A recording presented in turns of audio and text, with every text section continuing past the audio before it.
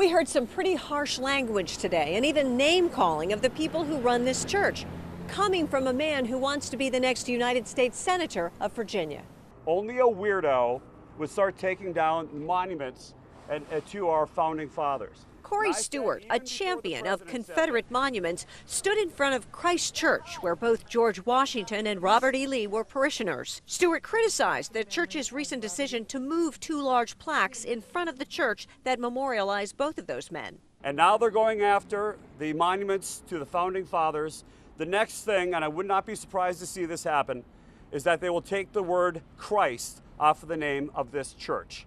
Rector Noel York Simmons says the decision was made because some parishioners find the plaques on either side of the altar distracting. Mr. Stewart, I don't know him personally, but I would say that he sees this very differently than we do. In our estimation, what we are doing is we are creating a worship space in which we can worship Christ more faithfully, even without distraction. We are hoping to move the plaques, not remove them. We're putting them in a place where we can more fully understand our history and where we can more fully display it. Doesn't a parish have a right to do Absolutely what it wants to do? The very first amendment, the same amendment that gives this church the right to do whatever they want inside that church. But my right and our right as citizens is to condemn the church for dishonoring the father of our country in that way.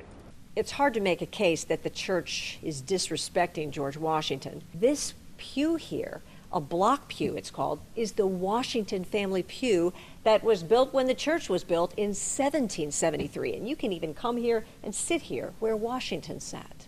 Lee's family pew will also remain, along with both men's signatures on silver plaques. We couldn't change the history of the church if we tried. The history is as the history is, and it's a history we're very proud of. In Alexandria, Peggy Fox, WUSA 9.